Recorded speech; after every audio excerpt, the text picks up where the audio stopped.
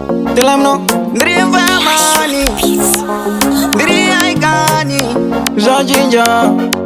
Ndauya ne jinja I have survived under rejection Munu anodai question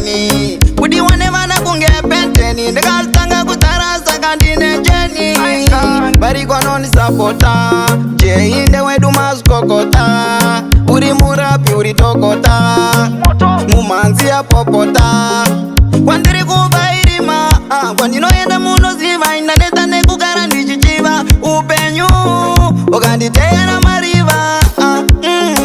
Vakoma na ndiri mkwecha kwecha Ini pakuchaka ndiri mkwecha kwecha Ini vaindiziva ndiri cheka cheka Ini mumatriti ndiri peka peka Ini vakoma na ndiri mkwecha kwecha Ini pakuchaka ndiri mkwecha kwecha Ini vaindiziva ndiri cheka cheka Ini mumatriti ndiri peka peka Ini ndire zvima strategy Kudara pwantorera advantage This time go mapa marketi Ndaona vazunga mabandeji Vainda pa connecti Ndikati staira staira Ndikati staira staira Oi Apa shaike vano daira daira Ndikati staira staira Ndikati staira staira Oi Apa shaike vano daira daira Ndainzi zvipiko Zhinzi yakasara kunge zupuko Vakomana atakutoda chimuko Chimuko chimuko chimuko chimuko Vakomana ndiri mkwecha kwecha Ini pakutsvaka ndiri mkwecha kwecha Ini vaindiziva ndiri cheka cheka Ini mumatriti ndiri peka peka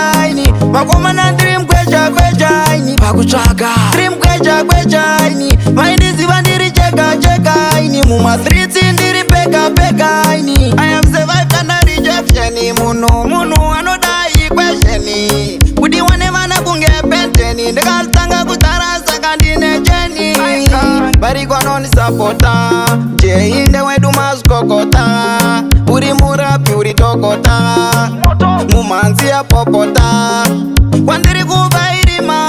Kwandino yenda muno ziva Inaneta nekugara ndichichiva Upenyu Okanditeya na mariva